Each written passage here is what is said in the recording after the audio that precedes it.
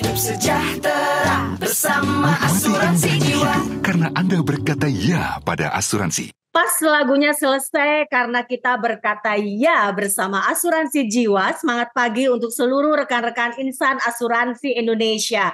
Boleh dong kita memberikan virtual applause untuk diri Anda yang luar biasa. Oke, apakah suara saya terdengar cukup jelas? Boleh dikasih kode-kode kalau suaranya terdengar dengan cukup jelas. Oke, senang sekali hari ini dari AAJI bersama-sama dengan Insan Asuransi Indonesia. Dan ini adalah webinar pertama yang diadakan oleh AAJI untuk Anda insan asuransi yang luar biasa. Izinkan saya atas nama AJI mengucapkan semangat pagi dan belum terlambat jika saya mengucapkan selamat tahun baru 2024. Happy New Year. New Year yang berarti new year, new enthusiasm, new attitude, dan tentunya new result. Teman-teman, tahun 2024 adalah tahun di mana kita harus strive, not only survive. Untuk itu AAJI mempersembahkan sebuah webinar untuk inklusi asuransi orang hebat bersama Anda semuanya. Dan pastikan rekan-rekan sekalian untuk follow dan subscribe IG, Facebook, X, TikTok dari AAJI Official termasuk juga YouTube-nya. Karena dari situ kita akan diperkaya untuk terus menjadi insan asuransi yang luar biasa. Oke, hari ini kita berbicara untuk dihadapkan di tahun 2024. Tahun di mana banyak sekali tantangan dan menjadi pemenang bukan berarti bebas tantangan. Menjadi pemenang adalah menjadi orang yang siap dengan berbagai tantangan dan berpikir serta bersikap bagaimana kita mengatasi semua tantangan yang ada, baik itu pandemi, geopolitical, climate change, dan juga digitalization. Hari ini bersama-sama dengan kita sudah hadir orang-orang hebat yang akan memberikan pencerahan, memberikan wacana, memberikan knowledge kepada kita semua untuk memastikan kita, insan asuransi Indonesia, menjadi insan asuransi yang terus tegar sebagai tenaga pemasar yang profesional dalam menghadapi tahun 2024 ini. Tanpa berpanjang-panjang lagi, saya langsung mengundang orang yang luar biasa, yang terus mengibarkan bendera inklusi untuk asuransi di Indonesia. Beliau adalah Ketua Bidang Kanal Distribusi AAJI. Berikan virtual applause yang luar biasa untuk Ibu Elin Wati.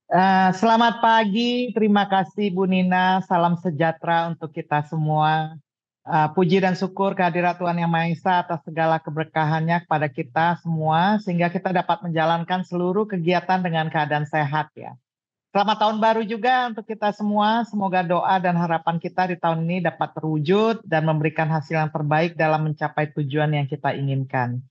Salam hormat dan terima kasih atas kesediaannya untuk bergabung dalam acara AAJI hari ini kepada yang saya hormati Bapak Iwan Pasila selaku Deputi Komisioner Pengawas Perasuransian, Penjaminan dan Dana Pensiun Otoritas Jasa Keuangan. Selamat pagi dan salam sehat selalu Pak Iwan. Yang saya hormati juga Bapak dan Ibu Dewan Pengurus AAJI, Ibu Rista Katrini Manurung, teman saya, Bapak Jos Chandra Irawan, yang hari ini ulang tahun. Selamat ulang tahun Pak Jos, semoga panjang umur, sehat selalu. Beserta seluruh working groupnya, Pak Rusli Chan, Bapak Ari B. Wibowo, Ibu Meriam Benazir, Ibu Indri Wibisono, Bapak Media Agus, dan juga Bapak Ferry Chong. Yang terhormat juga Bapak Haryanto Kandani selaku narasumber, serta seluruh rekan-rekan tenaga pemasar yang saya cintai dan saya banggakan. Terima kasih saya ucapkan kepada Bapak Ibu yang telah meluangkan waktunya untuk hadir pada acara perdana nih Bapak Ibu, perdana webinar inklusi tenaga pemasar asuransi jiwa. Apresiasi yang luar biasa pada seluruh rekan-rekan agent ya yang masih menyempatkan sedikit waktunya di tengah kesibukannya rekan-rekan dalam melayani nasabah. Sebuah awal yang baik bagi kita semua untuk mengawali tahun 2024 dengan sebuah kegiatan yang positif ya dan mampu membangkitkan jiwa profesional kita dalam menjalankan tugas dan tanggung jawab sepanjang tahun ini. Bapak Ibu dan hadirin sekalian, sedikit update terkait bagaimana kinerja industri asuransi jiwa di tahun 2023 yang lalu. Kami mencatat ada beberapa hal yang menjadi highlight dan mungkin bisa menjadi catatan penting dalam mengambil keputusan kita di tahun 2024.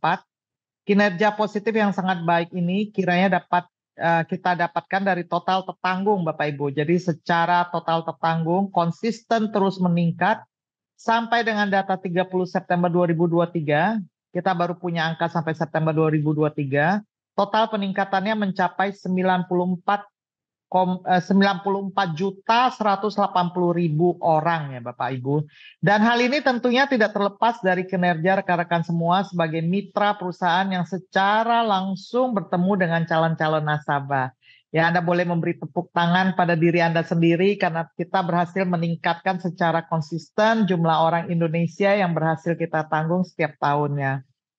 Peningkatan total tertanggung ini juga diimbangi dengan peningkatan total uang pertanggungan nasabah Bapak Ibu. Sampai dengan 30 September ini berjumlah 5.393,17 triliun uang pertanggungan saat ini yang ditanggung oleh perusahaan asuransi ya.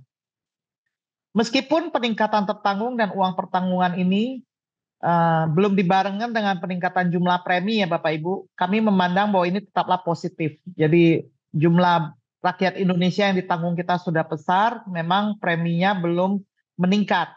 Tapi positif bagi industri kita karena masa pemulihan ekonomi yang sangat masih fluktuatif ini, industri kita tetap bergerak dan bertumbuh ke arah yang lebih baik.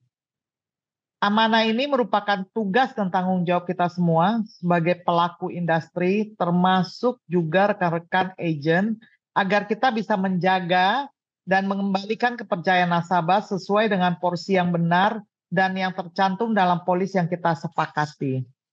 Tentunya harapan kita bersama apabila kita mampu membangun kepercayaan nasabah menjadi lebih kuat, kedepannya di tengah tingginya biaya pemenuhan kebutuhan akan proteksi, industri ini akan lebih banyak memberikan manfaat kepada masyarakat Indonesia. Bapak dan Ibu rekan-rekan agen yang saya banggakan, saya yakin kita semua paham bahwa menjaga sebuah kepercayaan hingga akhir akan lebih sulit ketimbang mendapatkannya di awal. Kita tahu dalam beberapa tahun ini industri asuransi jiwa banyak mengalami sorotan, dan salah satunya juga tentang profesionalitas tenaga pemasar. Untuk itu diperlukan komitmen dan kesadaran penuh bagi kita semua untuk turut bersama-sama menjaga kepercayaan dan memberikan layanan yang terbaik kepada nasabah sebagaimana kita mengejar mereka di awal ya Bapak Ibu. Jadi jangan sampai nasabah kita bilang, wah waktu di awalnya ngejar-ngejar saya, begitu selesai beli saya nggak pernah dihubungin gitu ya Bapak Ibu ya. Jadi kita harus punya komitmen untuk terus menjaga. Bagi industri yang bergerak di bidang jasa, nasabah bukan hanya sekedar menjadi investasi, tetapi secara tidak langsung mereka lah yang membangun image perusahaan. Oleh karena itu kami di AAJI senantiasa mengajak seluruh pelaku industri asuransi jiwa, termasuk juga bapak-bapak dan ibu-ibu rekan-rekan mitra agen untuk terus mengembangkan diri dan wawasan kita untuk menjangkau kebutuhan nasabah. Di era yang sangat bergantung dengan teknologi ini, wajib hukumnya bagi para tenaga pemasaran untuk juga menguasai berbagai layanan digital yang telah dikembangkan oleh perusahaan dan kemudian disosialisasikan kepada nasabah dan juga calon-calon nasabah. Hal dari perkembangan teknologi juga dapat dimanfaatkan adalah penggunaan sosial media dan memberikan edukasi kepada masyarakat tentang asuransi jiwa. Makanya kalau Bapak Ibu lihat, AAJI juga sangat aktif sekarang di sosial media ya. Tujuannya karena supaya kita bisa menggunakan teknologi ini lebih untuk memberikan edukasi kepada masyarakat. Kami di AAJI setiap harinya memproduksi berbagai konten Bapak Ibu. Jadi kalau Bapak Ibu lihat, AAJI memproduksi berbagai konten yang berisi informasi-informasi tentang asuransi jiwa. Mulai dari istilah penting yang wajib diketahui nasabah, perkembangan industri asuransi jiwa, sampai pembahasan mendalam terkait suatu topik dengan narasumber ahli. Konten-konten tersebut bisa menjadi bahan bagi para agen untuk dibagikan kepada nasabah dan calon nasabah di sosial media. Sehingga fungsi tenaga pemasar sebagai agen edukasi perusahaan juga semakin kuat. Rekan-rekan tenaga pemasar sekalian, untuk menutup sambutan saya pagi ini, saya juga ingin berpesan, kalau boleh ya Bapak Ibu ya, agar rekan-rekan ini terus terupdate dengan aturan dan kebijakan yang diterbitkan oleh perusahaan serta regulator. Sebagai agen yang profesional, tentunya rekan-rekan wajib menjalankan profesinya berdasarkan kode etik keagenan dan berbagai aturan lainnya yang berlaku. Selain itu, sebagai bentuk profesionalitas, rekan-rekan juga wajib memahami para nasabah agar rekan-rekan bisa mengetahui seperti apa kebutuhan proteksi nasabah sehingga nasabah bisa mendapatkan produk asuransi jiwa yang sesuai dengan kebutuhan dan kemampuannya. Selain itu, pada kesempatan ini juga saya ingin mengajak rekan-rekan semua untuk menatap tahun 2024 dengan positif. Ya, biasa kalau awal tahun gitu tuh Bapak Ibu ya, kita semua positif ya. Didukung oleh prediksi pertumbuhan ekonomi yang baik dan peningkatan literasi masyarakat tentang asuransi jiwa yang meningkat, kita semua juga bisa berharap industri ini akan bergerak positif di tahun ini. Di sisi lain, kami juga terus mengimbau pada para pelaku industri untuk terus berbenah. Di tengah perkembangan teknologi digital yang sangat cepat, industri asuransi dituntut untuk terus bertransformasi dari berbagai sisi, baik itu produk operasional, pemasaran, tata kelola perusahaan, serta pelayanan kepada nasabah. Industri asuransi harus memberikan bukti kepada masyarakat bahwa industri ini mampu bertahan dan siap menjadi tulang punggung pengelolaan keuangan masyarakat untuk masa depan. Transformasi industri asuransi tidak hanya ditujukan untuk memenuhi ketentuan regulator, tapi lebih jauh lagi, transformasi ini harus bermuara pada perlindungan dan pelayanan yang maksimal kepada masyarakat, namun tetap memperhatikan aspek kelangsungan jangka panjang bisnis perusahaan. Bapak dan Ibu hadirin sekalian, kembali saya mengucapkan terima kasih kepada Bapak dan Ibu yang berkenan hadir di acara ini. Khususnya juga pada Bapak Iwan Pasila dan Bapak Haryanto Kandani, terima kasih atas segala bentuk dukungan yang telah diberikan pada industri asuransi jiwa.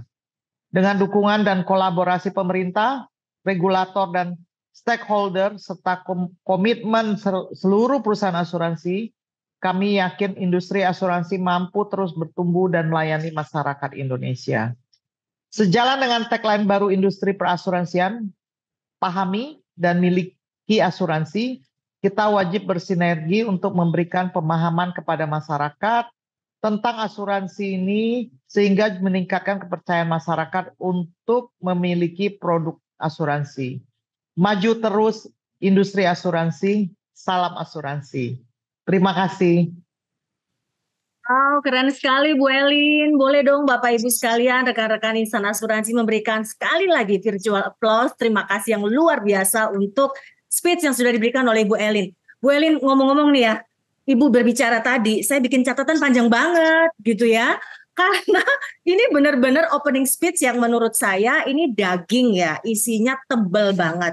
Kalau saya boleh mengelaborate sedikit apa yang sudah disampaikan oleh Ibu Elin supaya teman-teman juga semakin buka gitu ya. Karena ini pagi-pagi nih banyak banget yang belum sarapan, otak besar mengecil, otak kecil menghilang, apalagi mesti duduk dan mendengarkan. Jadi mesti diulang-ulang. Kita terus be positif, industri asuransi yang terus bertumbuh positif, kita pastikan untuk memastikan jumlah total tertanggung dan UP yang terus meningkat tadi, kita jaga dan kita bangun bersama kepercayaan nasabah untuk kita bersama-sama meningkatkan komitmen kita. Saya suka nih tadi pesan Bu Elin, komitmennya seperti saat di awal kita memberikan spirit kepada nasabah-nasabah kita. Dan pastinya kita terus harus keep update karena AJI juga memberikan suntikan knowledge kepada kita melalui konten-konten yang bisa terus dibagikan kepada nasabah. Dan sejalan dengan tagline untuk pahami dan miliki asuransi, mari insan asuransi kita bertransformasi untuk benar-benar memenuhi kebutuhan nasabah. Nah, untuk memastikan bagaimana kita siap bertransformasi, karena transformasinya mesti transformasi yang benar, tepat, dan akurat, maka perlu nih segala tingkah laku kita, tindak lanjut kita untuk menjawab semua kebutuhan nasabah juga diberikan garis tegas, panduan-panduan yang memastikan kita tetap melakukan bisnis secara etikal. Untuk itu, yang berbicara berikut ini adalah pakar yang di AAJI, beliau menjabat sebagai Kepala Departemen Hubungan Internasional AAJI, dan beliau juga merupakan praktisi hukum untuk asuransi jiwa. 40 menit ke depan secara eksaknya, rekan-rekan sekalian akan mendengarkan pemaparan dari beliau, dan pastinya tolong teman-teman mendengarkan dengan seksama karena nanti akan ada Q&A dan juga kita akan ada kuis untuk memastikan teman-teman layak mendapatkan 1 kredit CPD-nya. Baik, berikut ini kita berikan sambutan yang luar biasa. Virtual applause untuk Ibu Rista Katrini Manurung. Ibu Rista, the screen is yours. Terima kasih Bu Siciliani. Nah, ini luar biasa sekali. Pagi yang indah, saya sangat bersuka cita untuk kesempatan yang luar biasa pada pagi hari ini. Tanpa memperpanjang waktu lagi, mari kita masuk kepada sesi webinar untuk acara kita pada pagi hari ini. Dan pada kesempatan kali ini saya ingin bicara menjelaskan mengenai topik yaitu yang berkaitan dengan pengembangan perilaku tenaga pemasar profesional dan terpercaya dalam kaitannya dengan perlindungan konsumen. Baik, ada 4 agenda, yaitu yang pertama adalah mengenai dasar hukum, kewajiban para pihak, pelanggaran dan tenaga pemasar, dan terakhir, apakah yang menjadi dampak atas sanksi atas pelanggaran apabila terjadi misconduct. Selanjutnya, Bapak Ibu tahu semua bahwa kita punya beberapa pengaturan khusus yang mengatur mengenai perilaku tenaga pemasar, dan ini adalah peraturan-peraturan yang sudah dikeluarkan oleh pemerintah atau OJK sebagai regulator kita. Dan yang terbaru itu adalah POJK nomor 22 tahun 2023 yang diterbitkan pada akhir tahun lalu 22 Desember 2023. Mari kita lanjutkan. Masuk kepada slide yang berikutnya. Bapak Ibu, kita punya pemahaman akan ada prinsip 7 yang diatur di dalam pengaturan dari OJK, dan yang 2 terakhir di nomor 6 dan 7 itu adalah penambahan yang ditambahkan pada POJK 22 tahun 2023 yang saya sampaikan tadi dikeluarkan pada bulan Desember tahun lalu. Jadi kita semua pahami bahwa kita sebagai tenaga pemasar wajib memiliki edukasi yang memadai, memiliki kompetensi tentunya, dan juga di dalam memasarkan produk asuransi kita memiliki prinsip keterbukaan dan transparansi informasi, terutama yang berkaitan dengan manfaat, risiko, dan biaya-biaya. Dan juga kita wajib menunjukkan perilaku atau prinsip yang adil dan bisnis yang bertanggung jawab, dan melakukan perlindungan atas aset maupun privasi dan data konsumen, dan melakukan pelayanan penanganan pengaduan atau penyelesaian sengketa. Dan juga yang terbaru nomor 6 dan 7 ini adalah melakukan penegakan kepatuhan untuk memastikan adanya pemenuhan seluruh ketentuan di dalam peraturan perundang-undangan maupun di dalam kode etik kita. Dan kita juga wajib melakukan prinsip-prinsip perilaku yang menunjukkan persaingan yang sehat. Saya masuk kepada topik berikutnya. Bapak Ibu, di dalam melakukan tugas sebagai tenaga pemasar, Bapak Ibu berkaitan dengan beberapa pihak yang terkait, yaitu konsumen, perusahaan asuransi, ya, dan AAJI juga, dan tentu saja OJK sebagai regulator kita. Di dalam melakukan pemasaran, Bapak Ibu wajib untuk menawarkan produk dan juga memastikan bahwa calon konsumen Bapak Ibu itu memilih produk yang tepat sesuai dengan kebutuhan dan juga sesuai dengan karakter daripada konsumen Bapak Ibu, yaitu sesuai dengan risk profile yang kemudian apabila ingin melakukan pembelian atas produk PAID. Dan juga untuk perusahaan asuransi di dalam melakukan tugas dan tanggung jawab Bapak Ibu, maka Bapak Ibu wajib melakukan setiap tugas pemasaran sesuai dengan perjanjian keagenan. Dan Bapak Ibu sebagai wakil dari kami semua di perusahaan asuransi akan menawarkan produk asuransi yang tepat kepada konsumen. Dan kewajiban utama daripada AAJI tentu saja melakukan sertifikasi dan juga melakukan pelatihan mengenai kode etik dan memastikan bahwa Bapak dan Ibu semua memahami kode etik dan seluruh peraturan yang berkaitan dengan kegiatan pemasaran. OJK di sini tentu saja juga memiliki tugas dan tanggung jawab yang saya mau simpulkan bahwa tenaga pemasar wajib terdaftar di OJK dan juga mengatur mengenai kegiatan atau kondak daripada tenaga pemasar di dalam memasarkan produk asuransi jiwa. Bagaimana dengan kewajiban tenaga pemasar terhadap profesi? Yang tadi di dalam awal slide saya menunjukkan bagaimana kita bisa berperilaku secara profesional dan menjadi tenaga pemasar yang terpercaya bagi para konsumen kita. Hal itu tentu saja di dalam melakukan pemasaran kita menunjukkan sikap yang memiliki integritas dan profesionalisme. Kita wajib memahami peraturan yang dikeluarkan oleh OJK dan juga perusahaan asuransi, yang itu termasuk di dalamnya adalah perjanjian keagenan dan kode etik. Dan Bapak Ibu pasti mengetahui bahwa kita hanya bisa menjadi tenaga pemasar dari satu perusahaan asuransi, wajib memiliki lisensi dan terdaftar di OJK, dan juga melakukan kode pemasaran yang valid dan terkini sesuai dengan kode etik dari AAJI maupun kode etik dari perusahaan asuransi. Bapak Ibu wajib melakukan pelatihan dasar di dalam menjadi tenaga pemasar dan juga pelatihan yang berkelanjutan. Dan ini semua diatur di dalam perjanjian keagenan maupun kode etik AAJI. Bagaimana kewajiban Bapak Ibu kepada konsumen? Bapak Ibu, paling utama Bapak Ibu, mari kita jual produk asuransi kita sesuai dengan kebutuhan dan kemampuan daripada calon konsumen. Kalau ternyata nasabah belum memiliki kebutuhan akan suatu polis produk asuransi, jangan kita lakukan penjualan, itu namanya salah sasaran ya Bapak Ibu ya. Jadi kita lakukan pemasaran atas produk yang benar-benar dibutuhkan oleh konsumen kita dan juga untuk memastikan terjadinya berkelanjutan pembayaran atau masa periode asuransi yang berkelanjutan. Kita juga lihat bagaimana kemampuan dari calon konsumen kita pada saat mereka ingin membeli polis asuransi. Ini yang paling penting juga, salah satunya yaitu Bapak Ibu, kami mohon untuk diperhatikan jangan ada misrepresentasi. Apa itu misrepresentasi, Ibu Rista?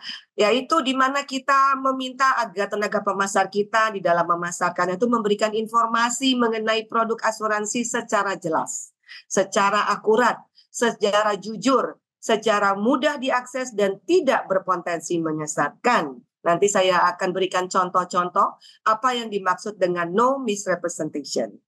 Dan kemudian di dalam memasarkan kita juga memastikan calon konsumen memahami produk yang akan dibeli. Dan nasabah kita itu memahami biaya, manfaat, risiko, serta hak dan kewajiban dari konsumen. Tolong gunakan materi pemasaran yang resmi Bapak Ibu yang telah disetujui oleh perusahaan asuransi, karena memang di dalam kami melakukan permohonan persetujuan produk itu termasuk kami melampirkan materi pemasaran, sehingga kita wajib memastikan tenaga pemasar menggunakan materi pemasaran yang resmi dan telah disetujui oleh perusahaan asuransi. Kita wajib melayani konsumen untuk tidak secara tidak diskriminatif, melakukan pelayanan dan juga mengingatkan calon konsumen untuk memberikan informasi yang lengkap dan akurat ya, jangan salah isi SPAJ surat aplikasi permohonan asuransi jiwanya, dan juga kita wajib untuk menjaga kerahasiaan data dan informasi dari pribadi konsumen. Terus apalagi Bu kewajiban kami sebagai tenaga pemasar, yaitu tentu saja kepada perusahaan asuransi ada kewajibannya Bapak Ibu, yaitu kita mari melakukan kegiatan pemasaran kita sesuai dengan perjanjian keagenan dan kode etik. Tadi saya sampaikan menggunakan materi yang sudah disetujui oleh perusahaan asuransi dan juga melakukan field underwriting. Karena Bapak Ibu adalah pihak yang bertemu secara langsung dengan calon konsumen, kita melihat apakah isi daripada jawaban dalam SPAJ sudah benar, apakah kondisi fisiknya sudah benar, sudah sesuai dengan apa yang disampaikan di dalam SPAJ. Jadi field underwriting dilakukan semuanya oleh Bapak Ibu. Dan kemudian ini penting nomor 5, jumlah premi yang dibayarkan segera disetorkan kepada perusahaan asuransi, atau kalau memang bisa juga melakukan meminta konsumen untuk melakukan pembayaran kepada rekening daripada perusahaan asuransi.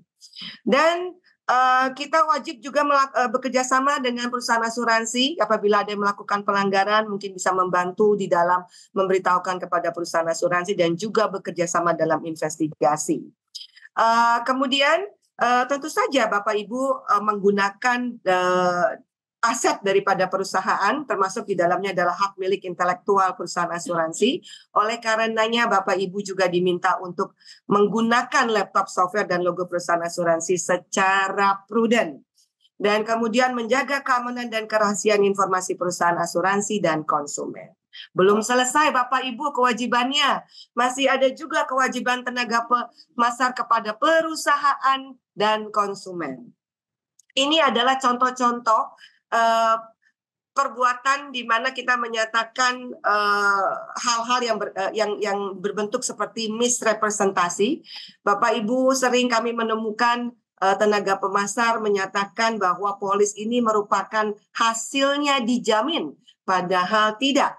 Dan kemudian juga produk ini merupakan produk pemerintah, padahal bukan. Produk yang dijual adalah produk tabungan, padahal ini merupakan produk asuransi, dan ini merupakan penawaran khusus dengan special treatment, padahal tidak. Dan juga ini merupakan produk bank atau bundling dengan produk bank, padahal tidak. Atau bahkan juga menyatakan bahwa pembayaran biaya asuransi atau premi dilakukan cukup hanya 5 tahun, 7 tahun, padahal seumur hidup. Demikian adalah contoh-contoh memberikan informasi yang menyesatkan, dan kami meminta kepada para tenaga pemasar untuk menghindari pernyataan-pernyataan seperti itu. Yang selanjutnya, ini juga ada beberapa larangan yang pada kesempatan pagi yang indah ini saya ingin kembali mengingatkan Bapak Ibu bahwa OJK mengatur khusus bahwa yang namanya churning dan twisting dan juga proxying itu dilarang dengan segala variasinya. Apa itu Ibu churning? Churning itu adalah mengganti polis yang satu dengan produk polis yang lainnya di dalam satu perusahaan asuransi yang sama. Tentu saja tujuannya untuk mendapatkan komisi atau juga untuk memenangkan kontes. Demikian juga dengan twisting. Meminta nasabah kita untuk menghentikan polis dari satu perusahaan asuransi A dan kemudian menggantikannya dengan polis dari perusahaan asuransi B. Tentu saja manfaatnya adalah untuk mendapatkan komisi. Dan juga mencemarkan nama baik perusahaan ataupun reputasi perusahaan, meminta nasabah untuk menandatangani SPAJ atau bahkan formulir-formulir pelayanan lainnya di mana belum diisi, jadi formulirnya masih kosong ya Bapak Ibu ya. Nah terus kemudian pemalsuan tanda tangan konsumen, ini mungkin saya yakin Bapak Ibu semua yang hadir pada pertemuan pada pagi hari ini tidak pernah melakukan hal-hal yang baru saja saya sampaikan dan telah melakukan pemasaran produk asuransi dengan integritas yang baik sekali. Apalagi Bu, kegiatan yang dilarang, melakukan pembayaran premi konsumen terhadap perusahaan asuransi dengan dananya sendiri. Itu dilarang loh Bapak Ibu. Walaupun nanti tenaga pemasar mendapatkan penggantian daripada konsumen, tapi kami tidak menginginkan Bapak Ibu semua melakukan pembayaran premi terlebih dahulu dengan dananya sendiri.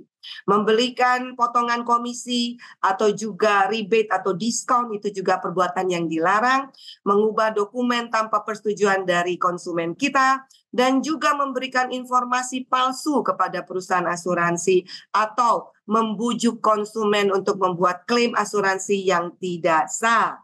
Nah, jadi Bapak Ibu semua, ini bisa dibaca nanti, bisa diberikan kepada Bapak Ibu bahan daripada webinar pada pagi hari ini.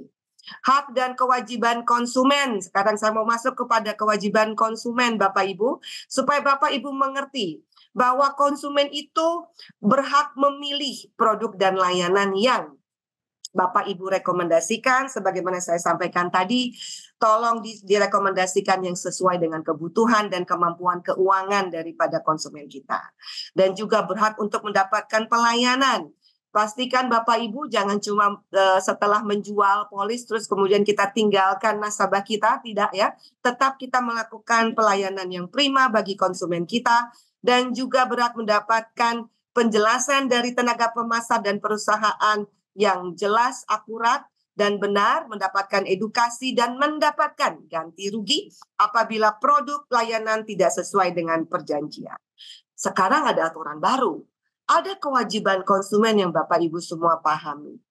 Sekarang di dalam peraturan undang-undang asuransi maupun peraturan OJK diatur bahwa nasabah itu wajib mendengarkan penjelasan Bapak dan Ibu. Dan kemudian tidak berhenti di situ, mereka juga wajib membaca. Tidak berhenti di situ juga Bapak Ibu, bahwa konsumen juga wajib untuk memahami penjelasan. Jadi mereka wajib mendengarkan, wajib membaca, wajib memahami apa yang dijelaskan oleh Bapak Ibu sebagai tenaga pemasar sebelum membeli produknya. Dan kemudian konsumen juga wajib untuk menunjukkan sikap yang beritikat baik, yaitu menjawab seluruh pertanyaan di dalam SPAJ dengan benar tentu saja.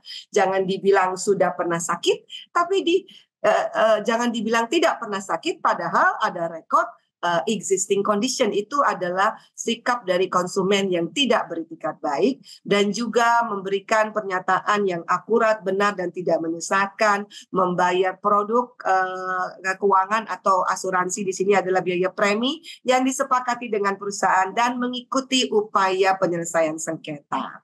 Dan Bapak Ibu, kalau konsumen tidak melakukan kewajibannya sebagaimana tercantum dalam slide saya ini, ada konsekuensinya. Perusahaan bisa melakukan penundaan, pembatasan, penolakan, dan bahkan tidak memberikan pelayanan sesuai dengan perjanjian kepada konsumen. Oleh karena itu, Bapak Ibu, mari kita bantu nasabah kita, konsumen kita, untuk mendengarkan penjelasan kita dengan benar dan juga membaca polisnya dan memahami setiap ketentuan di dalam polis supaya tidak ada hal-hal yang tidak diinginkan yang merugikan konsumen kita. Nah, selanjutnya regulator kita OJK juga memiliki kewajiban, yaitu OJK akan membuat daftar tenaga pemasar. Kok akan sih Bu? Ya memang, karena saat ini yang terdaftar masih di AAJI. Tapi di dalam POJK baru mengenai penyelenggaraan bisnis asuransi, itu sudah diatur bahwa dalam 3 bulan ke depan, sejak Desember, itu OJK meminta AAJI untuk melakukan pendaftaran seluruh nama-nama tenaga pemasar dari seluruh perusahaan asuransi. 3 bulan Bapak Ibu, jadi pastikan nama Bapak Ibu sudah disampaikan oleh AAJI kepada OJK. Nah, kalau yang baru gimana Bu Rista? Nah, untuk tenaga pemasar yang baru bergabung juga akan wajib terdaftar. Dan itu akan dilakukan juga melalui AAJI, tapi tentu saja AAJI meminta beberapa dokumen yang wajib disusulkan oleh perusahaan asuransi, termasuk di dalamnya adalah perjanjian keagenan yang Bapak Ibu sudah tanda tangani dengan perusahaan asuransi jiwa bagi tenaga pemasar baru. Terus OJK juga akan membuat SKKNI. Apa itu Bu Rista? Itu memuat kompetensi minimum, mengatur mengenai kompetensi minimum, apa yang disyaratkan wajib dimiliki oleh Bapak Ibu sebagai tenaga pemasar. Misalkan diatur minimum pendidikannya, terus kemudian diatur pelatihannya harus seperti apa, konten pelatihannya seperti apa, supaya kita meyakini bahwa Bapak Ibu pada saat pergi bertemu dengan konsumen telah memiliki pemahaman yang benar tentang polis asuransi dan memasarkannya dengan benar kepada nasabah. Dan kemudian OJK juga memiliki kewajiban memberikan perlindungan hukum kepada perusahaan dari tindakan konsumen yang beritikat tidak baik. Jadi ini juga hal yang luar biasa yang Bapak Ibu di OJK telah pikirkan kepada kita semua. Tentu saja perlindungan hukum kepada perusahaan juga termasuk kepada tenaga pemasar apabila ada konsumen yang beritikat tidak baik. Dan kita juga tentu saja konsumen mendapatkan perlindungan dari OJK bila ada tenaga pemasar atau perusahaan yang tidak beritikat yang memiliki itikat tidak baik. Layanan yang dapat dimanfaatkan dari OJK itu adalah layanan penerimaan informasi, pemberian informasi, dan layanan pengaduan. Dan ini semuanya diatur di dalam peraturan OJK, termasuk OJK juga memberikan fasilitas upaya penyelesaian sengketa antara konsumen dan perusahaan. Kewajiban AAJI apa nih sekarang? Nah, kewajiban AAJI adalah membuat standar praktek kode etik dan tenaga pemasar. Bapak Ibu, saya mau sampaikan bahwa AAJI sekarang dalam proses memperbaharui kode etik AAJI kita yang tahun 2012 lalu. Sudah cukup lama ya Bapak Ibu ya. Ada banyak perubahan-perubahan, nanti kita akan buat dan kami akan terbitkan dan kami akan sosialisasikan kepada seluruh tenaga pemasar. Dan juga pelaksanaan standar praktek dan kode etik tersebut diawasi oleh AAJI dan menerbitkan sertifikasi tenaga pemasar, dan juga tadi tentu saja mendaftarkan Bapak Ibu semua kepada OJK. Dan ini nih Bapak Ibu harus pahami bahwa AAJI itu memiliki daftar hitam. Apa itu Bu daftar hitam? Nah ini kalau beberapa tenaga pemasar yang kami ketahui telah melakukan tindak yang tidak profesional atau melanggar ketentuan, maka akan bisa saja dimasukkan dalam daftar hitam dan tidak boleh menjadi tenaga pemasar dimanapun. Dan kemudian AAJI juga memiliki kewajiban untuk penyelesaian perselisihan antara perusahaan asuransi. Selanjutnya, Bapak Ibu perlu ketahui bahwa kami ini memiliki daftar keluhan konsumen, dan kami melihat beberapa ini merupakan hal yang sangat trending yang menjadi topik keluhan nasabah, yaitu katanya kok saya nggak terima buku polis ya, karena memang beberapa perusahaan asuransi jiwa itu masih memberikan kewajiban kepada Bapak Ibu untuk memastikan, jadi nanti diberikan kepada tenaga pemasar dan tenaga pemasar bertemu dengan konsumen. Hal ini juga menjadikan kesempatan untuk Bapak Ibu untuk lebih dekat mengenal konsumen dan juga mengulangi kembali isi daripada produk yang dibeli oleh konsumen kita. Nah, terus ini penjelasan yang keliru, katanya polis asuransi itu tabungan, polis asuransi itu warisan. Waduh, katanya polis asuransi ini merupakan produk investasi saja, nggak ada pertanggungannya. Dan kemudian dinyatakan bahwa kepada konsumen ini investasinya dijamin, setiap tahun akan mendapatkan investasi hasilnya 20%. Waduh, itu salah berat ya Bapak Ibu. Tolong tidak dilakukan, diingatkan kepada seluruh tim kita. Dan juga ternyata katanya data yang dalam SP aja tidak sesuai dengan keadaan konsumen yang sebenarnya. Saya meyakini beberapa di antara kita sebagai tenaga pemasar memang membantu konsumen mengisi, tapi mohon agar pada saat pengisian SPAJ diisi dengan data yang benar. Ini penggelapan premi, yaitu premi yang disetor kemudian tidak disetor kembali, maksudnya dibayarkan kepada tenaga pemasar, tidak dibayarkan kepada perusahaan asuransi, atau bahkan menyatakan bahwa tenaga pemasar sebagai penerima manfaat, padahal tidak. Dan kemudian kita tidak menjelaskan dengan benar nih isi daripada polis kita, sehingga nasabah tidak memahami, apalagi kita tidak menganjurkan konsumen kita untuk membaca dan memahami isi daripada polis. Nah, ini yang paling sering nih. Tidak ada penjelasan mengenai pre-existing condition. Bapak Ibu tahu kan kalau namanya pre-existing condition itu kan dikecualikan. Jadi nasabah kita tolong pahami bahwa ada pasal-pasal pengecualian seperti pre-existing condition atau masa tunggu ya. Biaya-biaya tolong dijelaskan, pastikan bahwa ada biaya-biaya polis tidak gratis, biaya-biayanya ada. Dan ini juga penting sekali, lakukanlah F&A. Dan risk profile questionnaire harus sesuai dengan profil konsumen dan tidak melakukan pemalsuan tanda tangan. Nah, apa benar Bu Rista tadi penemuan itu menjadi keluhan? Iya benar, dan bahkan kalau kita coba perbandingkan dengan penemuan pelanggaran hasil investigasi OJK. Di tahap pelatihan katanya Bapak Ibu, ini hasil dari OJK ya. Perusahaan asuransi yang menitik beratkan pelatihan pada skema menjual bisnis, bukan pada penjualan produk asuransi. Juga jadi AAJI juga mengawasi kondak daripada perusahaan asuransi. Jangan melulu bilang kita jual bisnis padahal kita kan menjual produk asuransi gitu ya. Dan kemudian perusahaan asuransi tidak memberikan pelatihan yang cukup ya.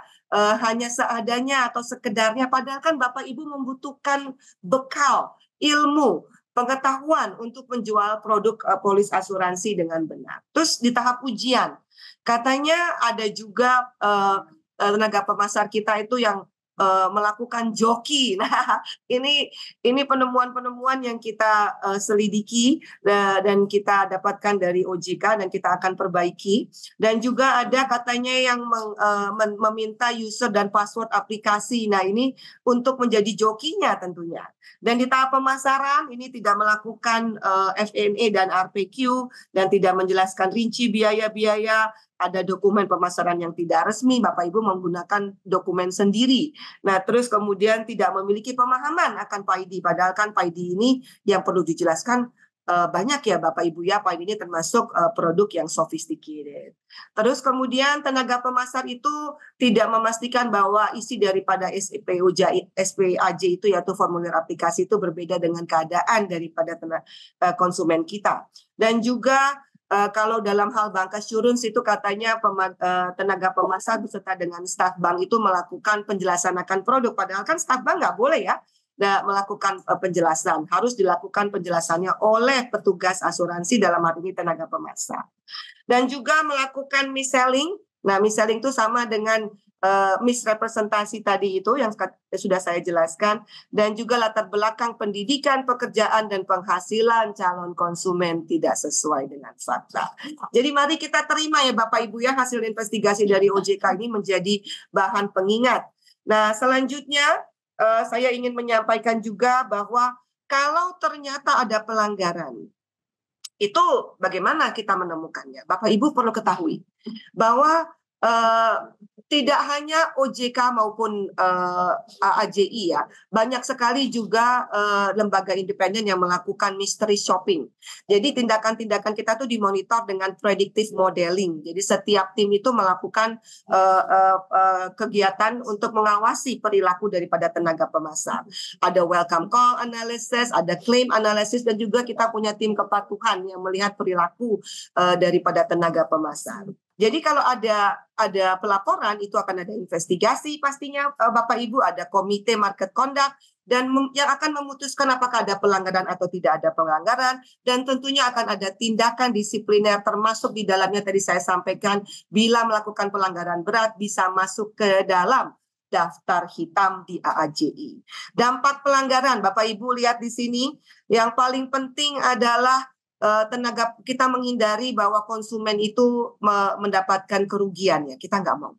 Kita mau memberikan upaya yang terbaik dan kita ingin melihat reputasi kegiatan tenaga pemasar di industri asuransi itu baik sehingga tidak ada pernyataan-pernyataan yang buruk mengenai perilaku penjualan tenaga pemasar.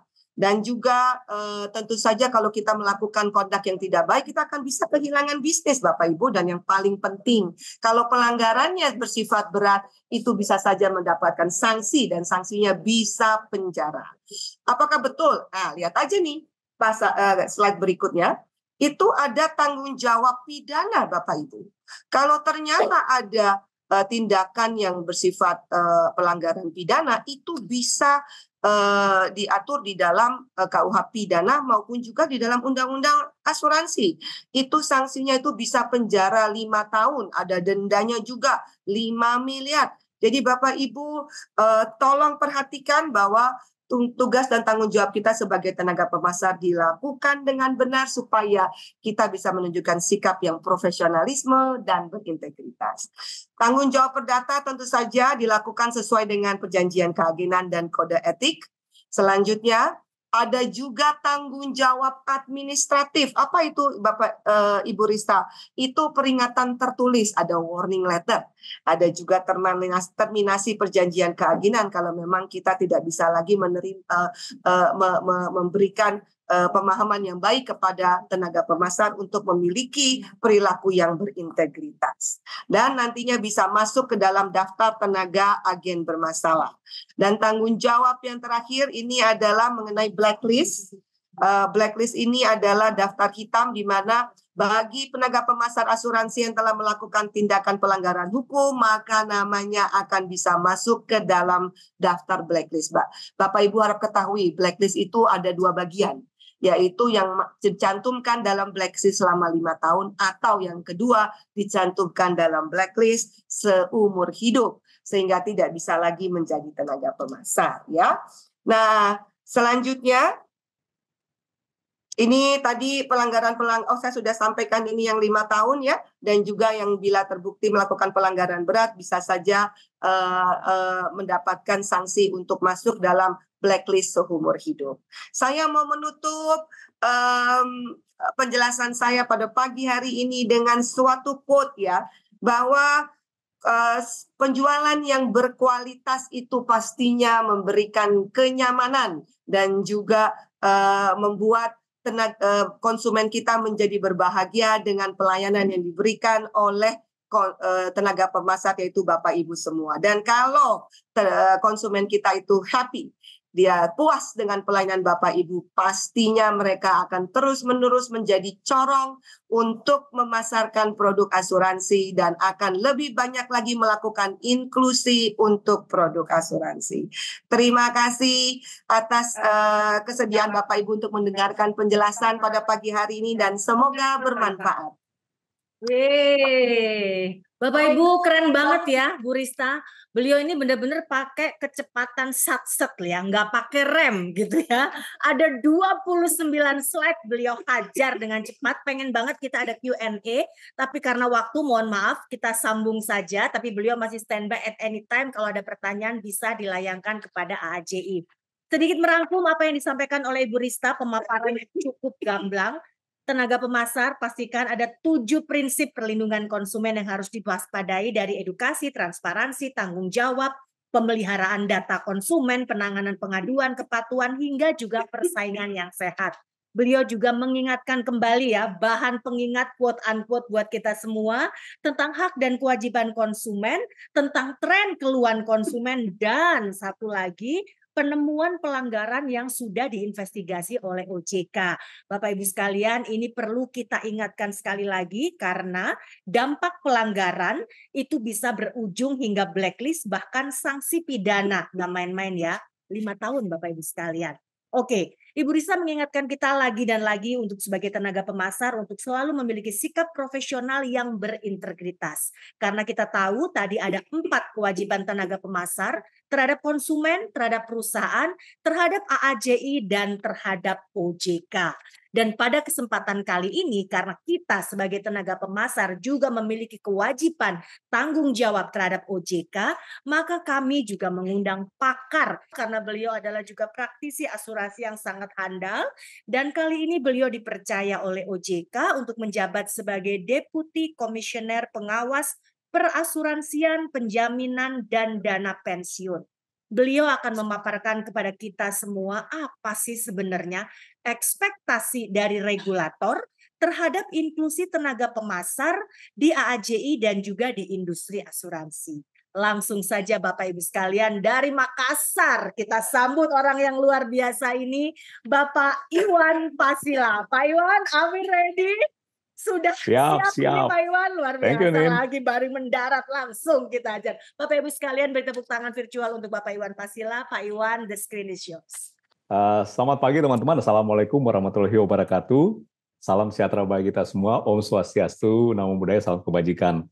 Pertama-tama kita mengucap syukur kepada Tuhan, teman-teman hari ini boleh hidup gitu ya, dan bukan hanya hidup tapi juga sehat, sehingga kita bisa berkarya.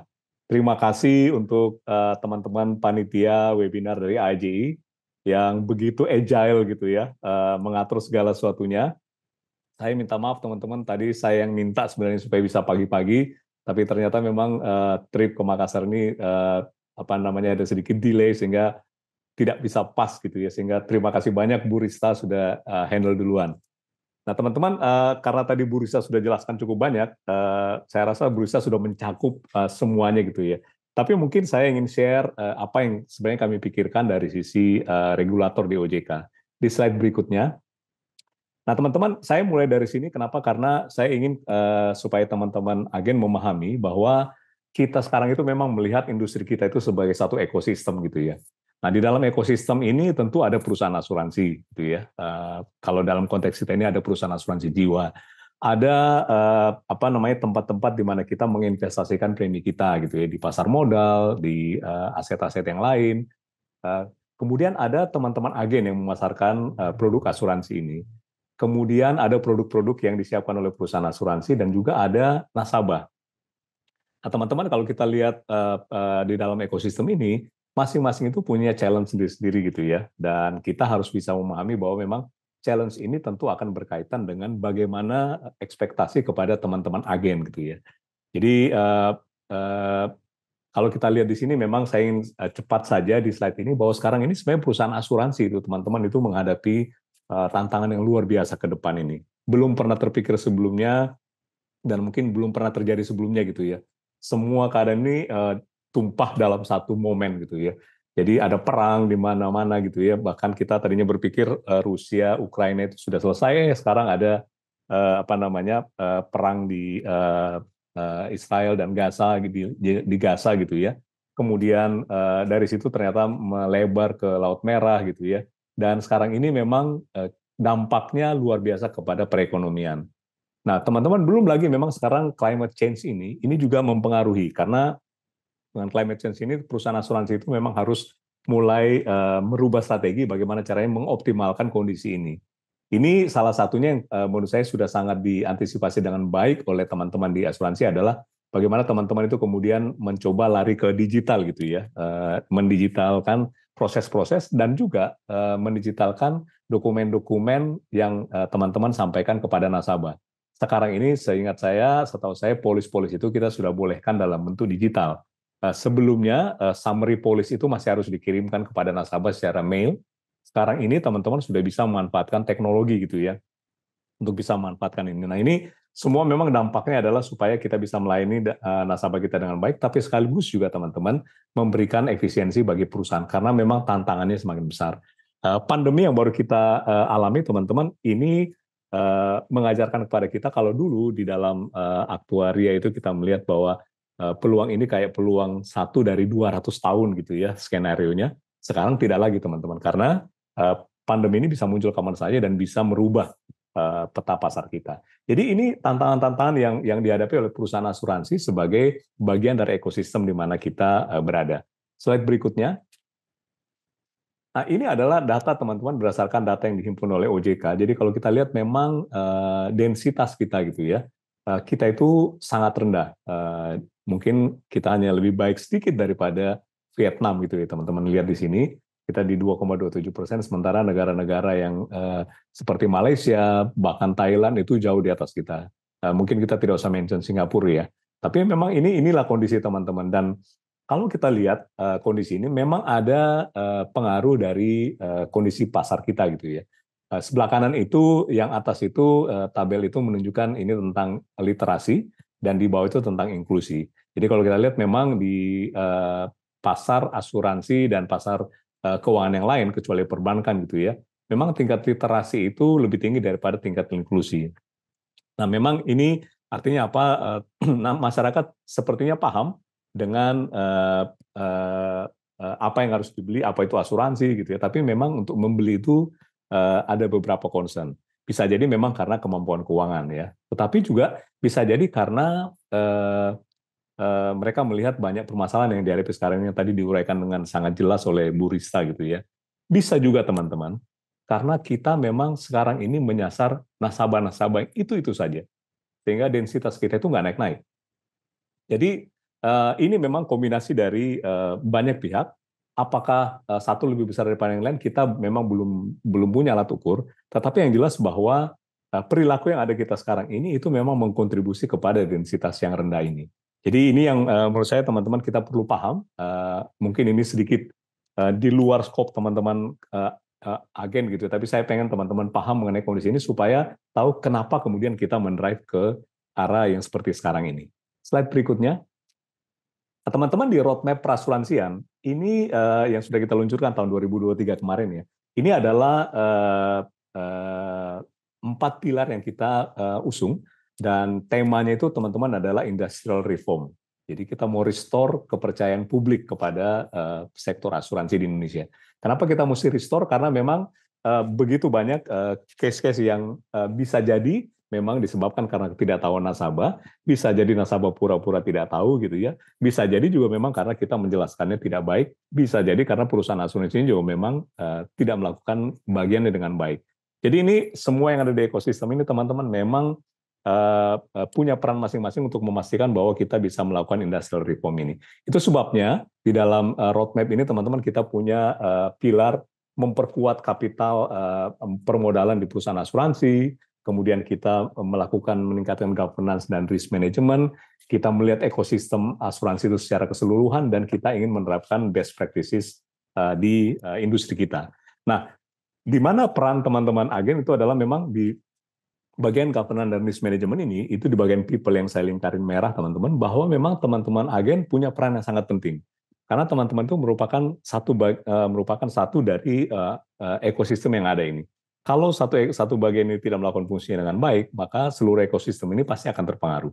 Jadi itu sebabnya dalam roadmap ini kita juga secara khusus membuat ada satu bagian di mana teman-teman agen itu punya peran yang sangat penting. Slide berikutnya. Nah, ini tantangan teman-teman yang memang kita hadapi sekarang ini waktu kita mau membangun keagenan kita gitu ya. Jadi sebenarnya kan mimpi kita itu teman-teman, visi kita adalah bagaimana kita bisa mendorong tumbuhnya agent yang memang excellent. Dan kalau kami lihat di OJK memang excellent ini tidak bisa hanya dari satu aspek gitu ya. Kami melihat paling tidak ada 4 aspek yang perlu diperhatikan gitu ya. Kompetensi.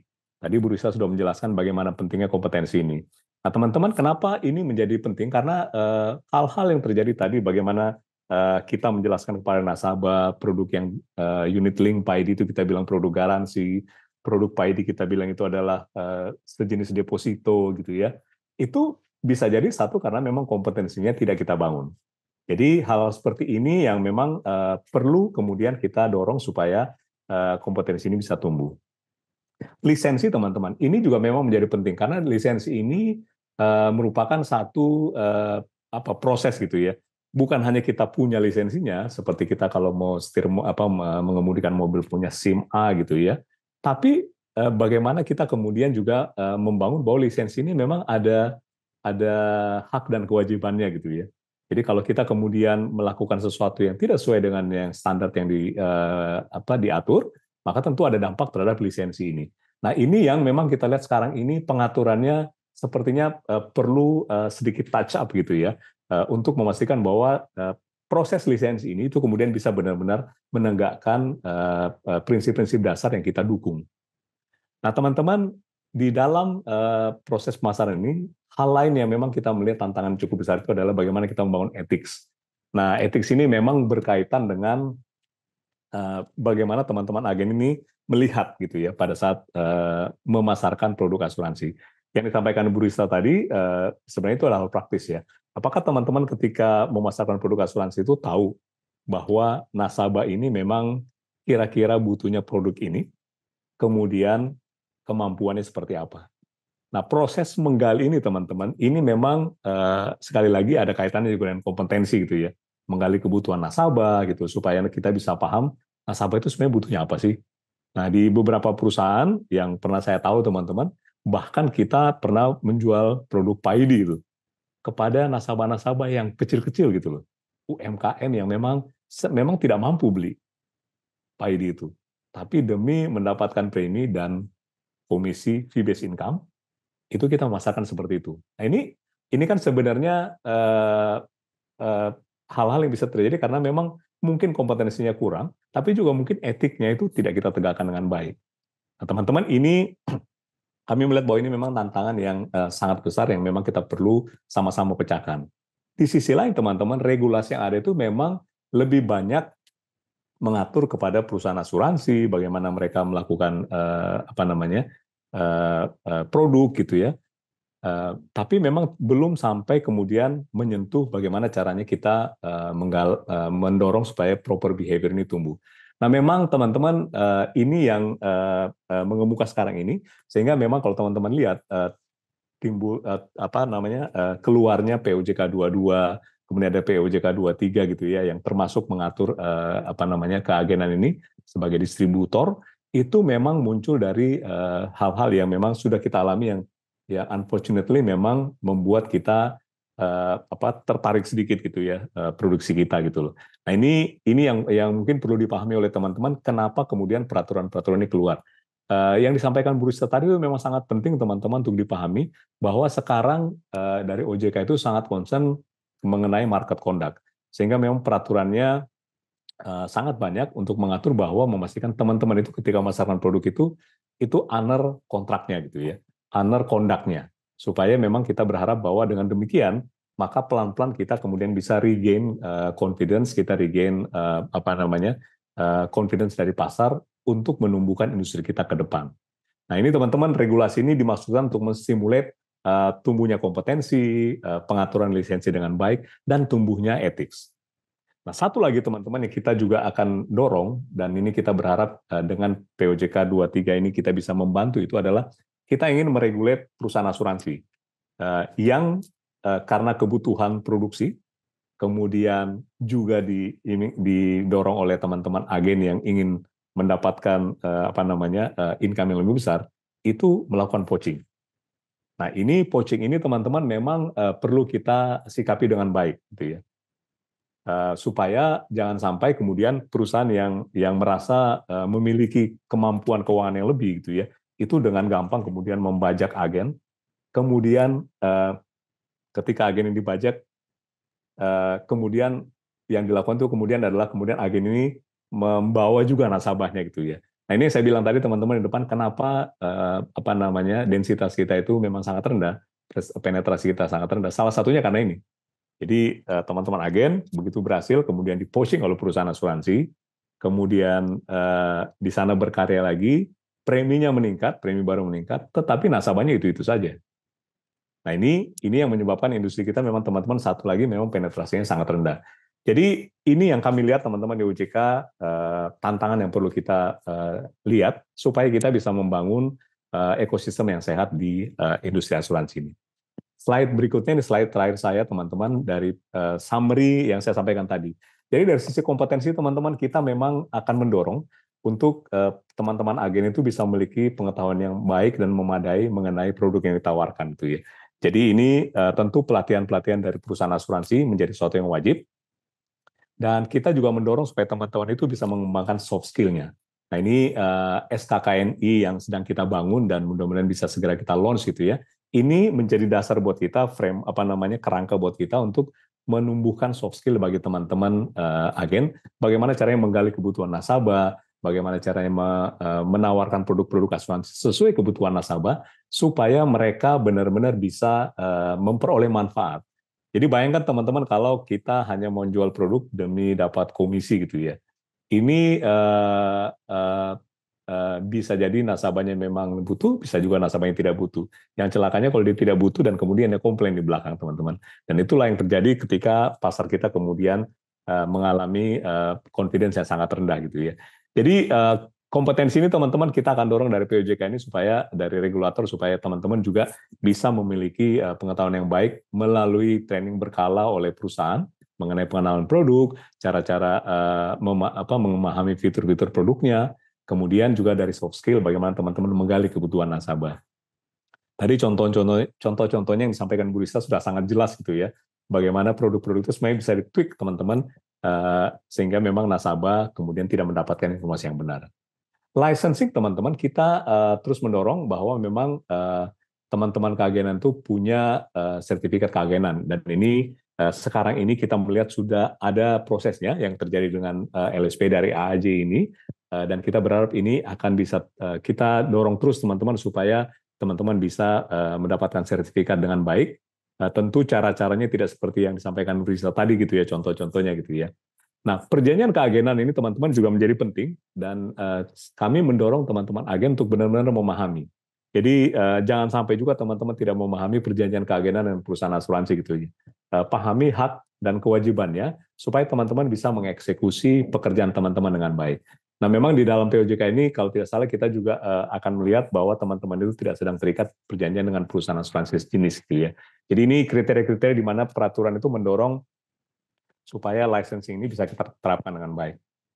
Etik teman-teman, ini yang menjadi salah satu tantangan buat kita, dan ini memang sedikit sulit gitu ya kita dorong dengan regulasi, tapi memang ini harus menjadi sesuatu yang proses yang terus bergulir gitu ya.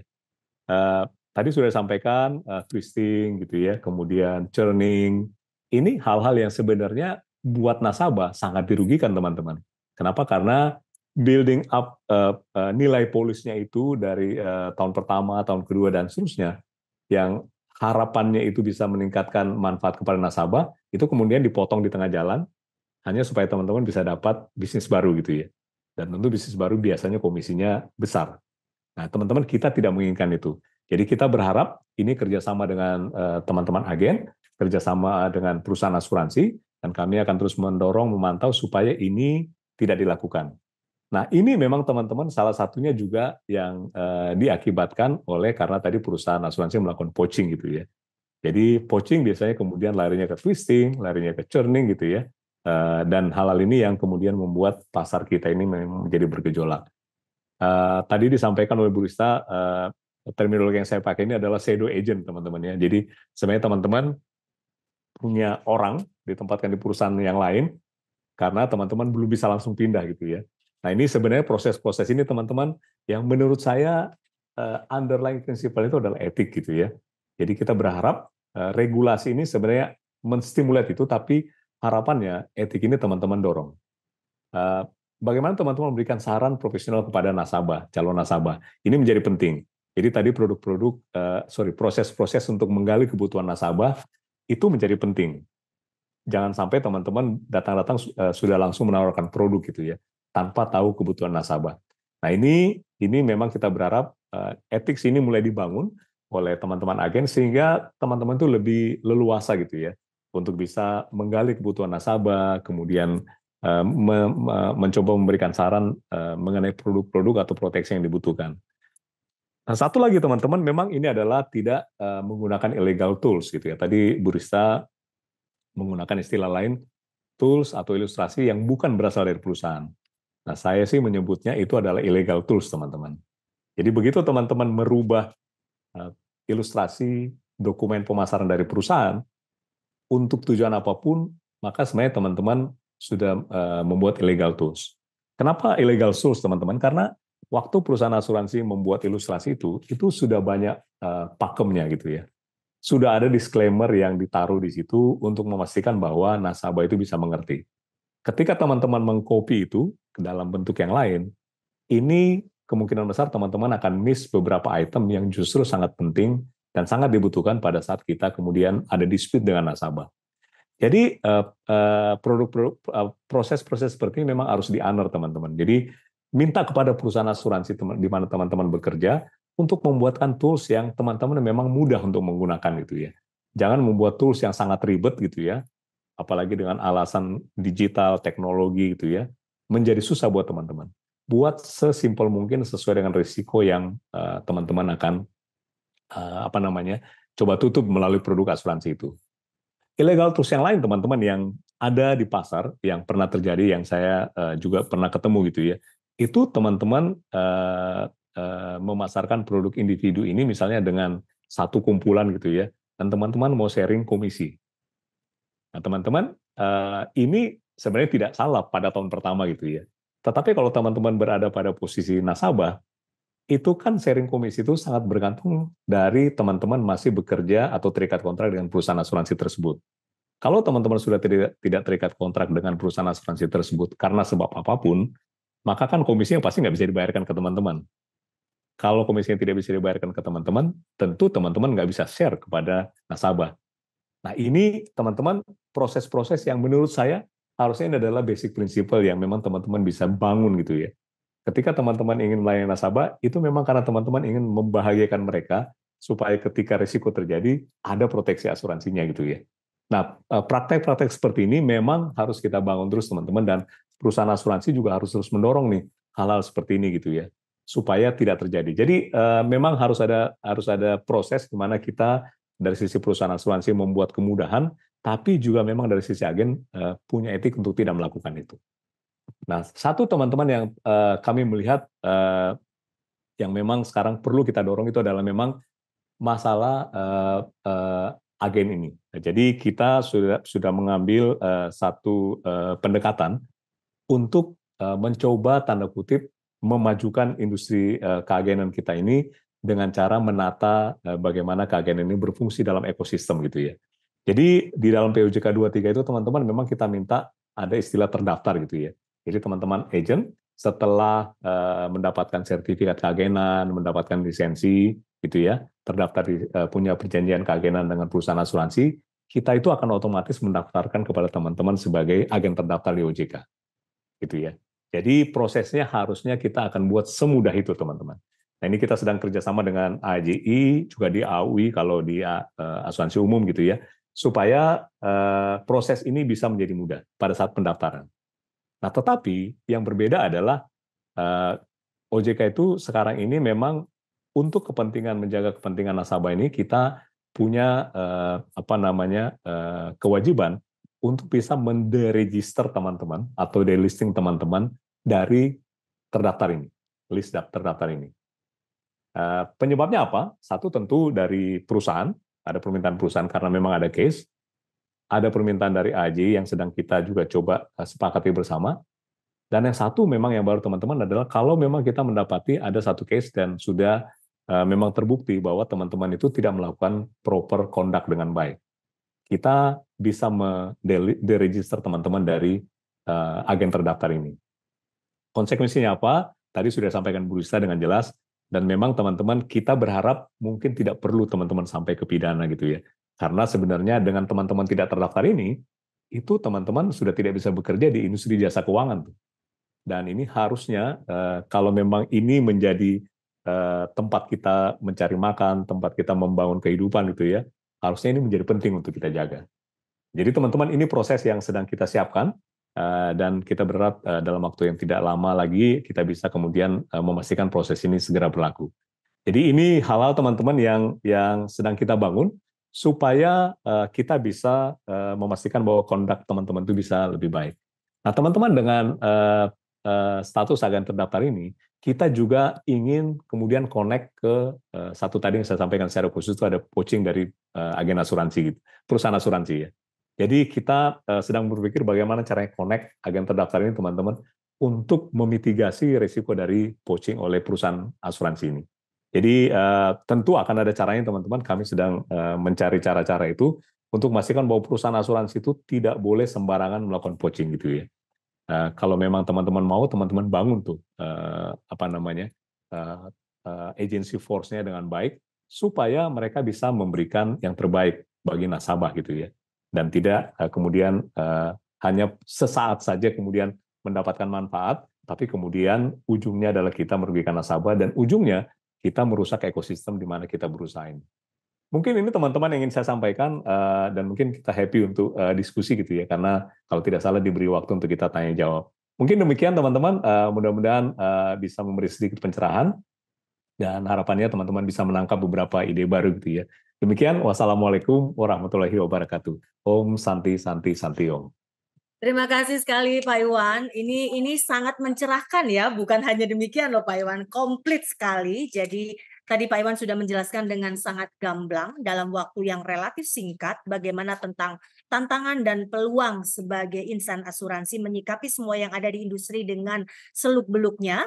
Pak Iwan juga memaparkan dengan gamblang bagaimana sih peran penting agen di dalam ekosistem, dalam roadmap perasuransian yang sudah juga dicanangkan, termasuk juga apa-apa yang tertera di dalam POJK 23 tentang kondak yang lebih bagus, khususnya berkaitan dengan kompetensi, etik, regulasi, dan juga licensing. Pak Iwan, dari total 660 tadi sempat pick gitu ya, dan 17 pertanyaan yang masuk, sebenarnya Pak Iwan sudah membahas sih tadi dengan sangat lugas apa yang sudah di-spill di dalam khususnya berkaitan dengan licensing, tetapi pertanyaan yang masuk mostly bertanya tentang apa nih sikap tegas dari OJK dan AAJI menyikapi tentang poaching dan twisting tersebut. Nah, di sini ada Pak Iwan dan Ibu Rista. Walaupun tadi udah dibahas sedikit, boleh Pak langsung fokus bagaimana nih OJK, tadi Pak Iwan sebenarnya sudah mempersiapkan ya, apa-apa yang akan dimitigate supaya hal ini tidak terjadi karena itu akan merusak ekosistem. Tapi apa nih Pak, langkah tegas berkaitan dengan perilaku poaching dan twisting yang harus disikapi oleh OJK supaya kita sebagai insan asuransi bisa lebih profesional lagi di lapangan. Silakan Pak Iwan. Ini pertanyaan sulit ya teman-teman. Karena poaching itu kan tipis-tipis dengan saling menguntungkan gitu ya. Nah, jadi kami memang melihat bahwa poaching ini to some extent itu kalau tidak kita lakukan dengan baik dan tidak disepakati dengan baik ini kan akan bisa merusak industri kita gitu ya. Satu, teman-teman, adalah kecenderungan yang ada ya, yang kami terus terang sekarang ini sedang mencari cara bagaimana caranya dengan skema pendaftaran agen ini bisa membantu. Itu kan adalah pada saat teman-teman mengambil apa namanya keagenan ini, itu yang terjadi selama ini salah satu sinyalemennya adalah kemudian nasabahnya juga ikut, gitu ya. Dan karena nasabahnya ikut, ini yang membuat menurut saya salah satu kenapa penetrasi kita itu terus-terusan rendah dalam 10-20 tahun terakhir gitu ya. Padahal agensi kita kan tumbuh, agen kita tumbuh ya. Dan kalau teman-teman lihat kan premi baru itu tumbuh terus. Kecuali karena COVID kemarin ya, atau tahun ini memang karena kita ada isu PAID gitu ya. Tapi dalam tahun-tahun 10 tahun ke belakang kalau kita lihat, itu kan premi baru kita tumbuh. Tapi penetrasinya itu-itu saja. Nah, ini teman-teman yang kami melihat bahwa memang ini membuat ekosistem kita ini tidak bertumbuh dengan baik gitu ya. Nah, memang kita melihat bahwa rejim pendaftar agen terdaftar ini itu harapannya nanti to some extent bisa kita connect gitu ya. Sehingga ini harusnya tidak membuat perusahaan asuransi dengan mudah melakukan poaching. Bagaimana caranya? Saya belum bisa menjelaskan kepada teman-teman secara gamblang, tapi kita sedang mencari tuh teman-teman, bagaimana caranya kemudian bisa mengkonek itu. Jadi itu mungkin yang kita harapkan itu ya. Sebenarnya proses teman-teman pindah dari satu perusahaan ke perusahaan asuransi lain itu kan, ini kan kayak apa ya? Mau dibilang HAM itu HAM juga gitu ya. Tapi kan yang kita tidak mau itu adalah kemudian itu merusak apa namanya ekosistem kita karena teman-teman bawa juga nasabahnya. Di sana disuruh stop gitu ya pertemuannya, buka yang baru untuk teman-teman dapat yang baru. Dan teman-teman kalau kita lihat industri kita sekarang ini, pengalaman yang ada kalau data sementara teman-teman kalau kami di OJK melihat, itu teman-teman itu lastingnya 2 tahun, 3 tahun. Jadi direksi asuransi ini teman-teman itu tepuk tangan gitu ya, ditepuk tangannya oleh pemegang saham, itu cuma 2 tahun, 3 tahun. Tapi habis itu bisnisnya turun lagi.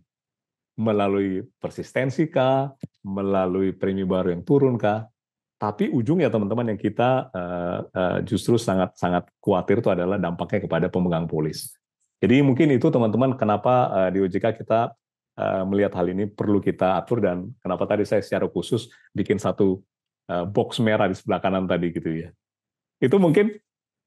Terima kasih Pak Iwan. Memang benar you. ya, nggak mudah menjawab ini karena memang benar tadi di satu sisi pindahnya itu hak setiap orang, setiap insan asuransi. Tetapi yang menjadi tidak baik adalah ketika nasabah yang ikutan di bawah yang memberikan dampak negatif terhadap nasabah.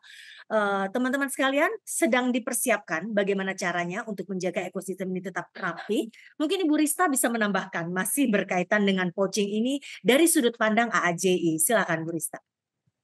Saya tidak pernah menyangka bahwa pada pagi hari ini malah diskusi kita bukan tentang professional conduct tenaga pemasar, tapi malah poaching dan twisting ya.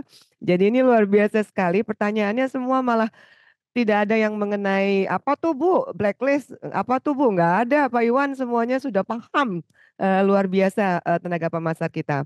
Baik, memang Pak Iwan tadi belum bisa menjawab, tapi menjanjikan akan ada komitmen sesuatu yang akan dilakukan oleh OJK, tapi memang poaching ini memberikan dampak yang tidak baik bagi banyak orang.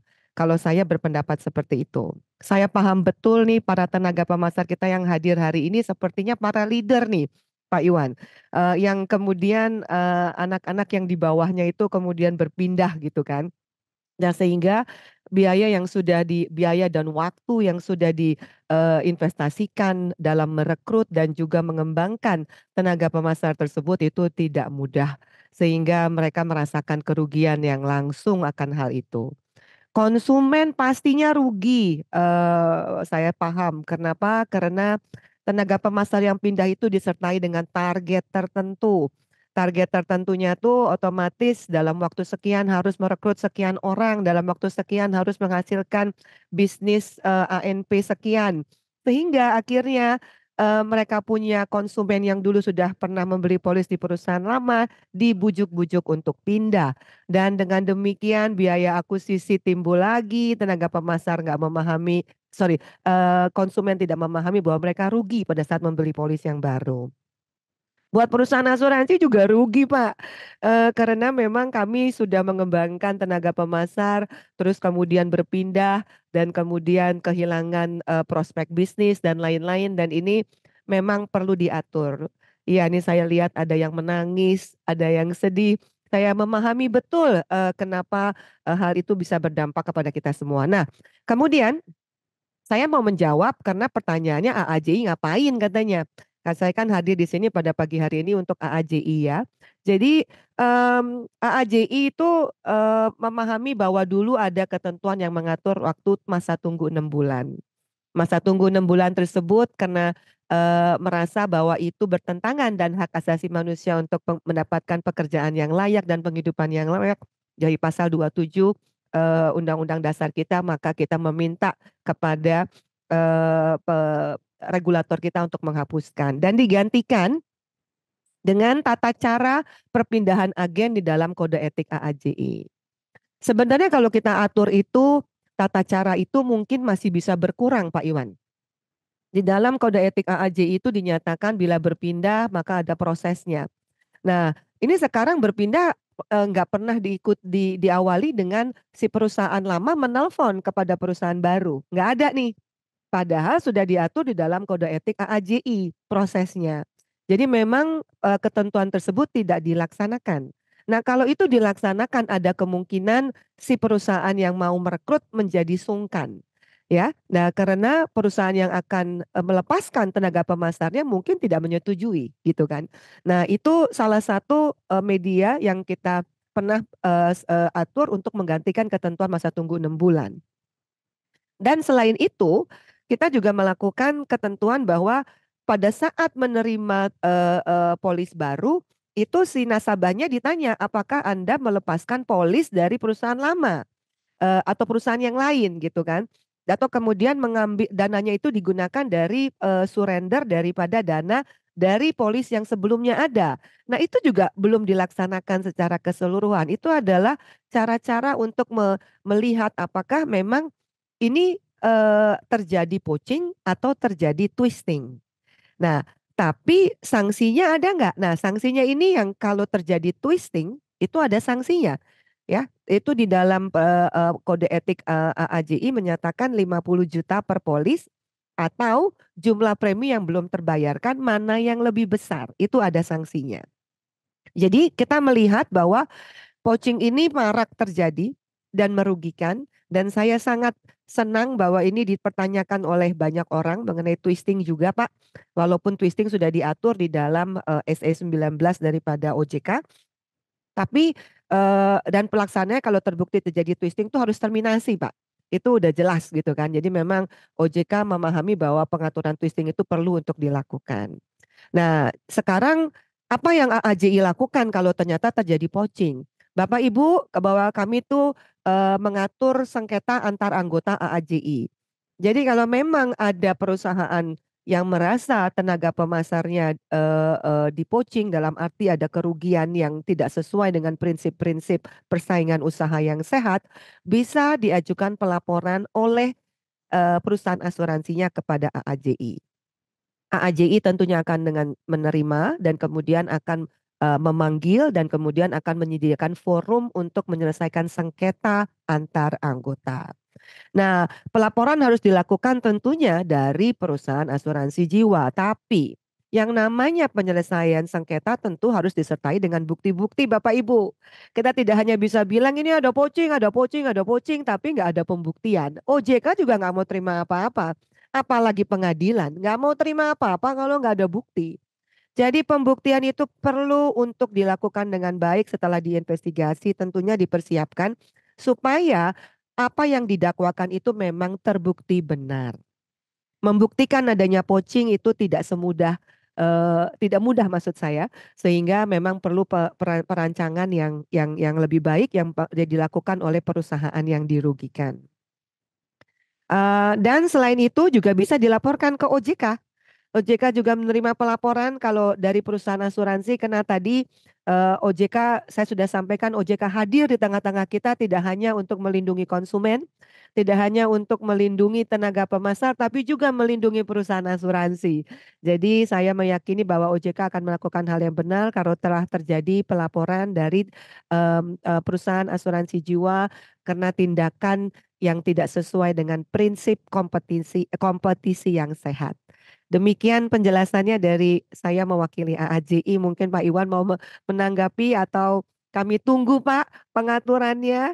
Kami berharap banyak dari Pak Iwan dan teman-teman dari OJK untuk melihat apa yang permasalahan di dalam industri saat ini.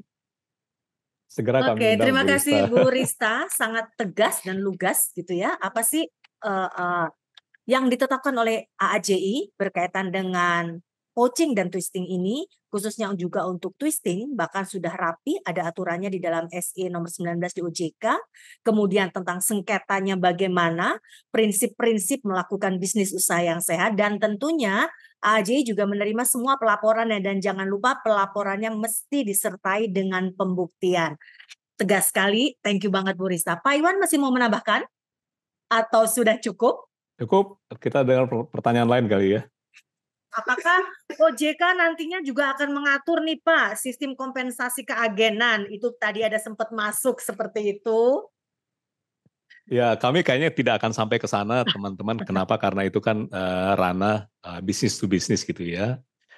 Yang kami mau coba atur supaya proses ini kita bisa dorong supaya mulai tumbuh proses yang sehat gitu ya. Nah, saya mau cerita juga teman-teman, sebenarnya proses-proses seperti ini kan harusnya kita bisa diskusikan, cari solusi gitu ya. Kemarin kami juga misalnya sedang mencoba menata tuh produk-produk yang ada. Jadi saya share ke teman-teman, kita udah manggil beberapa perusahaan asuransi tuh, asuransi jiwa ya, yang misalnya memberikan produk garansi gitu ya. Nah, ada yang aneh-aneh aja dan lucu-lucu teman-teman, tapi sebenarnya mengkhawatirkan. Jadi misalnya perusahaan ini menggaransi 7% gitu ya. Begitu ditanya hasil investasi berapa, cuma 3,5% gitu ya. Nah, pertanyaannya, terus ambil dari mana tuh defisitnya, dibayar dari siapa? Dari pemegang saham? Kayaknya nggak mungkin gitu ya. Yang ada pasti ambil dari premi yang baru kan. Tapi ada yang unik teman-teman, ada satu perusahaan yang bilang, Pak, saya kaya. Saya kalau terjadi mismatch begitu, saya masih punya aset untuk membayar defisitnya, dan Bapak coba lihat, sudah 10 tahun ini saya nggak ada masalah gitu. Wah, saya susah juga dijawab seperti itu teman-teman kemarin tuh ya. Tapi kami bilang dari OJK, Bapak, Ibu, kalau Bapak Ibu punya uang, silakan diinvestasikan dengan cara seperti itu. Tapi kami tidak mau uang nasabah itu diinvestasikan dengan cara-cara yang tidak benar seperti itu. Yang kedua, memang kita tidak ingin melihat bahwa ada perusahaan yang punya sumber yang sangat besar gitu ya. Itu kemudian mengacak-ngacak basic principle dalam investasi gitu ya. Tidak melakukan proses yang baik dengan alasan dia punya duit banyak untuk nombok. Nah ini kita nggak mau. Nah jadi teman-teman mungkin ini prinsip-prinsip yang mungkin kita bisa pakai ke depan gitu ya. Kan kita pengen mendorong supaya basic atau fundamental prinsipal itu bisa kita lakukan dengan baik gitu ya.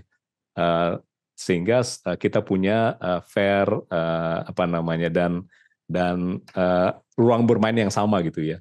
Nah memang pertanyaannya bagaimana kemudian mengatur yang sudah terjadi sekarang ini memang cukup banyak yang perlu kita bicarakan dan kita bahas supaya kita masih bisa jalan teman-teman, tapi kita bisa memperbaiki juga gitu ya.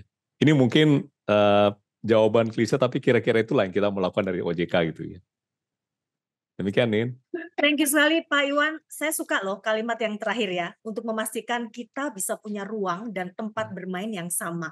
Tambah satu lagi sebenarnya, bermain yang sama dan sehat. Itu paling penting ya Pak Iwan.